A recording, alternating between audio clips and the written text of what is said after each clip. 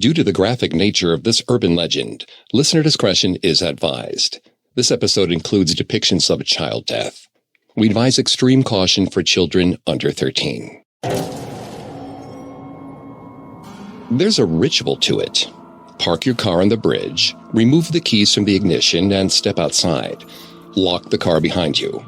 Make your way down to the babbling brook below. Look up to the structure above you. Wait, and wait, and wait. You'll hear a child's cry and a splash. But do not move, even though you didn't see anything hit the water. Do not move. You may hear a car door open. You may hear footsteps on hollow metal. Do not move. When all is quiet again, mount the bridge. Shield your eyes because your car's headlights will be on. The soft rumble of the engine will let you know it is running, even though the vehicle is still locked. Unlock your car and examine the front seat. You'll find a powder you certainly didn't put there. Pale white and lighter than dust. You'll hear the baby's cry again. Then the tiny footsteps will appear, tripping across the front seat, coming right towards you.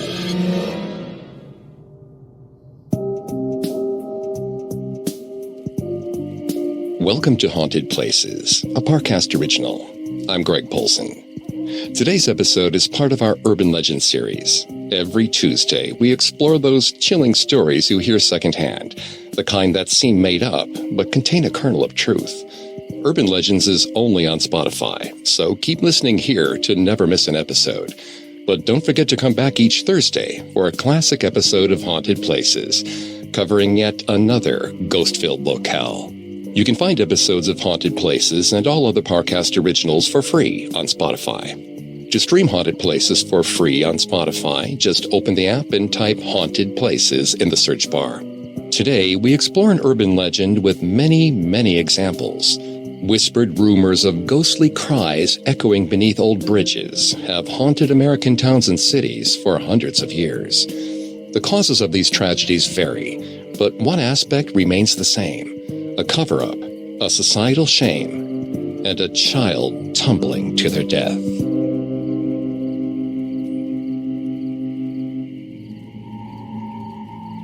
Sometimes it seems that every town has one, a bridge in a secluded area. Quiet, except for the wind.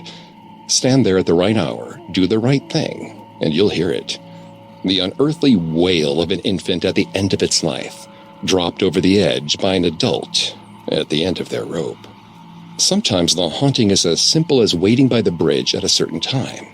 Sometimes it's an elaborate series of Bloody Mary-like incantations, or a series of gestures so intricate they might as well be a dance routine. There are as many explanations for the story as there are bridges, but they always involve the untimely death of a child and a secret that refuses to stay hidden, exposing both the horrors and hypocrisies of the surrounding community. When Ramona planned her college experience, she pictured wild parties and taking tests hungover. She would find a core study group, and they'd divide up all the work and crack inside jokes. They'd get into trouble together, creating a confusing web of relationships and hookups that would make dinner parties interesting for decades to come. But there was no easy way to find your own group of friends on the large campus where everything felt so deeply impersonal. Her room was a single, and all the other students on her floor tended to stay in their rooms studying. So Ramona did the cliché thing she promised herself she would never do. She rushed a sorority. The girls were nicer than she imagined they would be. Their clothes were more expensive than hers, but they did share their study guides and meal cards. They all watched the same shows, wishing that their college was like the ones on TV, where you never actually had to go to class. Even better, they liked Ramona back. The promise of friendship was finally within reach. She was nearly done with the rush process. There was just one more hurdle for her to cross: spending the night on Crybaby Bridge. It had by far the worst nickname she'd ever heard. She thought it was a joke at first, but her future sister, Amelia, was quick to set the record straight. Over 100 years ago, a woman needed to get rid of her baby, quickly. Ramona had asked for clarification on why the baby needed to be dumped, but Amelia just shrugged her shoulders. She said that part of the story wasn't important. What was important was that some hapless woman threw a baby off the bridge and left it to die. But it didn't, not at first. The broken screams chased the woman as she retreated into the night, and the body was never found. Ramona asked what happened to the woman. Amelia didn't know that either. Apparently, this was a sacred history that lacked any vital information. The more Ramona pushed, the more frustrated Amelia got. When she called Ramona insensitive, Ramona stopped asking and just listened to the rest of the story. The screams of the baby could be heard in the middle of the night. The child was just waiting for some kind person to save their lost soul. Ramona thought it sounded like a way of shaming women who didn't want to be mothers, but she kept that thought to herself. She didn't want to be called insensitive again. She packed a sleeping bag and some snacks and set up camp on the very old wooden bridge. The stars were brighter away from the safety and light-filled campus. As the fluorescent lights and sounds of civilization faded away, nature raised its voice to replace it. The birds and insects made a symphony all their own as the water flowed by 50 feet below her. Ramona struggled to get comfortable at first, but she took solace in the sky, tracing the constellations she'd need to know for her astronomy final. It was the most picturesque form of hazing she'd ever heard of. There was a stutter of footsteps against the cold wooden boards. Ramona sat up and rubbed at her bleary eyes. She could see someone at the other end of the bridge, wreathed in shadow. From this distance, she couldn't make out much beyond the shape of a large overcoat. She called out to them, but they didn't seem to hear her. They paced the entrance to the bridge, pausing every few seconds before starting again. Ramona squinted, trying to see more of the person. She stood up slowly. Her legs were already stiff from sleeping on an unforgiving surface. She yelled at the trespasser, but they kept pacing. The faintest cry came from the coat of the stranger. It couldn't be a child. That would be too much, even for one of her sisters. They wouldn't dress up as a woman and throw something off the bridge, right? As she got closer, however, she noticed that the woman wasn't in period garb. Her clothing was modern.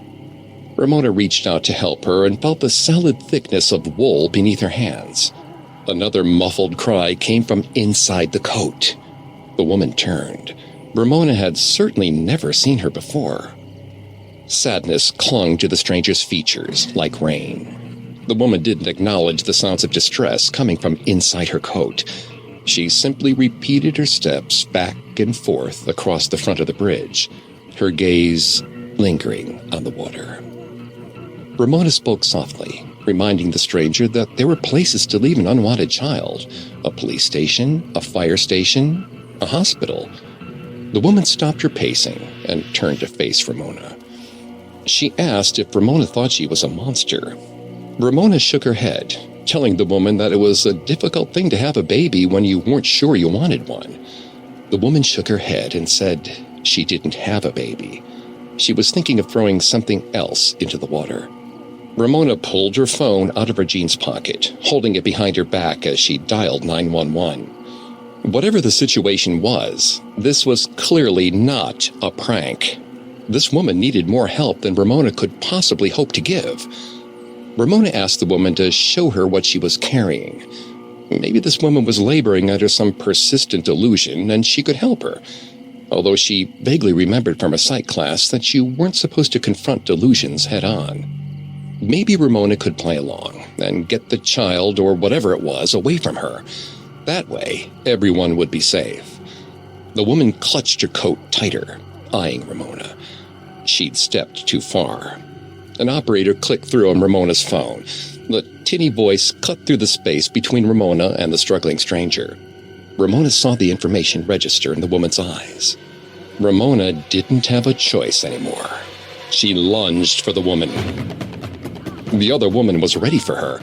She pushed Ramona back against the flimsy wooden railings. They struggled against each other as Ramona tried to scream what little information she could at the phone. The woman lunged forward, prying the phone away from her with one hand and tossing it in the stream. Ramona seized her chance, lunging straight towards the stranger's midsection. An ear-splitting cry echoed through the trees. There was something small and frightened hiding in the cavernous folds of the woman's coat. Ramona's small moment of distraction was all the woman needed to overpower her. She threw Ramona to the ground and flung her coat open. It was too dark to see much as the woman lifted her secret into the air and threw it into the water. Ramona caught a glimpse of it before it hit the water. It wasn't a baby. It was a toddler of maybe 3.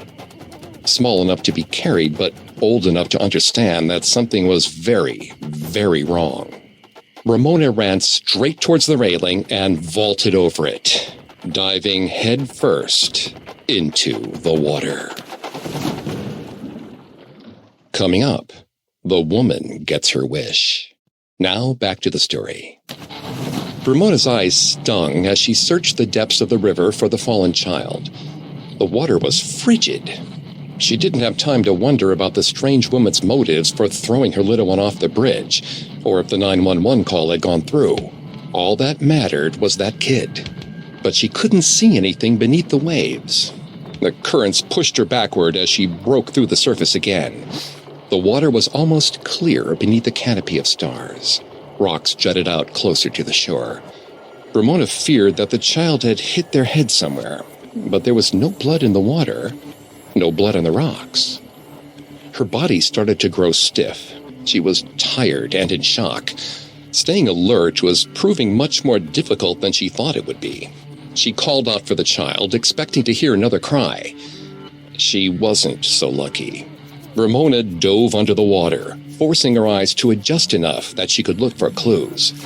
A pair of arms wrapped around Ramona's shoulders and pulled her up and out of the water. She tried to fight, screaming for the woman to let her go. But it wasn't the woman. It wasn't even a woman at all. Officer Stone, as his name tag so helpfully read, told her to stop squirming while he was in the process of rescuing her. She didn't want to get them both killed, did she? Ramona stilled until they were safe. Nearby, 2 other officers combed the surrounding trees with flashlights. When they were safe on the riverbank, Ramona insisted they find the child. Officer Stone rolled his eyes. He told her she wasn't the first. Pretty much every year there was at least one person who was convinced they were going to solve the Crybaby Bridge murder once and for all. Ramona wanted to scream. She didn't care about some century-old crime. She cared about the actual child who'd been tossed into the water in front of her, in the present. Officer Stone sighed and asked for the specifics about the woman. Moments ago, every detail had been burned in her brain. But as the shock wore away, the specifics did too. She couldn't remember what color the woman's hair was, or what her facial features looked like. Instead, Ramona settled for repeating how sad the woman was. Officer Stone dryly pointed out that putting out an APB for a sad woman would be a dead end. No pun intended. She opened her mouth to let loose on the guy when a scream came from somewhere in the water. The child. She was still out there. Officer Stone was speechless. Ramona wanted to gloat, but there wasn't time. Everyone was moving so strangely slow around her. She tried to dive toward the water, but his hands clumsily pulled her back. She still needed to be checked out by the paramedics. Ramona agreed to walk over there by herself. The moment Officer Stone stopped watching her, she slipped behind some of the older trees. Dodging the flashlight beams, Ramona tiptoed back to the water. No one else was going to be able to save this child. She was certain of that, even though she had no reason to be. It was a gut instinct. She was the only one to see the woman. She was the only one to even see the child. She had to make this right. She was more prepared for the chill this time, but it still pierced her bones as she tried to swim. Ramona paddled towards where she thought the sound was coming from. Small cries continued to surface every 10 to 15 seconds. But where they surfaced seemed to change moment to moment. Sometimes she would hear them closer to the shore. Other times, she would hear them just above the water in front of her. The cries grew louder. She could hear splashing behind her, most likely police officers finally deciding to join in the search. 5 tiny fingers breached the surface in front of her. She leapt forward, reaching, but the child had already sank. Ramona took in a large gulp of air and plunged under the surface. The flashlights on shore drew closer to her, painting yellow circles on the riverbed. The roving lights finally gave her the advantage she needed. The child was there, 15 feet below her. She dove down to meet them, fingers stretched toward the tiny form. They were heavier than they looked. Large black tendrils of hair floated out from their scalp. Despite the circumstances, they didn't look distressed. There was no panic in their eyes. Ramona struggled to bring them up to shore. The water pushed against her as she fought the current. Her arms were tired from all the swimming she'd done, and carrying a small child who weighed nearly 50 pounds was difficult. Her muscles screamed as she finally fought her way out of the currents.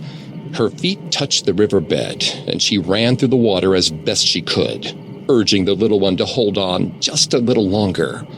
She collapsed on the rocks with the child beside her. Ramona asked the child if they were all right. The child didn't answer. Panic fluttered in Ramona's chest, but she was so very tired. Her eyes closed of their own volition. Her body was sore, and she could barely lift her head. But she fought through the sensations as best she could, screaming for the cops to come do their jobs. They finally appeared. Water dripped from their uniforms onto the ground in an almost comforting rhythm. Ramona turned her head to them and gave them the good news. Not only had she been right, she found the child. They needed to get the EMTs. The flashlight beam nearly blinded her. A chorus of sharp breaths came from the men and women in blue. Ramona waited for one of them to spring to action. They stayed rooted to the spot. Officer Stone thanked Ramona for her work, but he was watching her as if she was a caged animal. She looked at him quizzically, then used the last of her energy to finally look at the child. Maybe it had been a pink bouncing baby at one point, but that point had passed. Ramona had been carrying a corpse. Its jaw was just barely hanging on to the rest of the skull. Its skin was a mottled canvas of blues, grays, and purples. There was a large hole in the front of the child's head where the skull had caved in. Ramona screamed and found her fear echoed back in a child's cry, still coming from the water. Monmouth, Illinois, McAllister, Oklahoma, Pageland, South Carolina, Port Neches, Texas. All of these cities have crybaby bridges of their very own. It's a frequent occurrence across North America, with some states, such as Ohio and Maryland, having more than one in their borders. It's an unspoken secret that every town has unwanted children. Hopefully the children find homes that do want them, and people to care for them. But life can be cruel. Nearly every story begins with a desperate person. They're almost always a woman who cannot raise her child and chooses to kill them, throwing them off of a local bridge in the dark of night. Sometimes the child murders are attributed to Satanists or white supremacist groups, but these variations on the legends only occur when multiple cries can be heard. In some towns, other urban legends, such as Ohio's Melonhead Children or the Maryland Goat Man, are believed to be the cause of the screams that echo on their bridges at night. When it isn't a murder, it's usually a car crash. Pageland, South Carolina's Crybaby Creek is supposedly haunted by the spirit of an infant who was thrown from a car during a collision in the early 1940s. In Marion Station, Maryland, the ghost of a 3-year-old named Annie Connor is said to haunt the bridge where the cart she was riding in overturned, sending her into the creek below. Many localized urban legends say more about their surrounding communities than they do about the history of the place themselves. and crybaby bridges tend to follow this trend. The details are so vague, they begin to sound like fables rather than ghost stories. The supernatural variations on the tale serve to hide the themes of town scandal, clouding the story's darker implications in a tale so spooky that it's hard to believe. Bridges are liminal spaces, thresholds between one place and the next, between water and land. When they're coupled with local rumor, they become the perfect place for hazing rituals, teenage dares, and other thrill-seeking. It's rare for a visitor to seek out the bridge to pay tribute, to acknowledge the tragedy that occurred there. It's more likely they want to prove that they aren't scared. But we might begin to wonder what we're actually afraid of. Is it the cries in the night, or the tragedy they represent?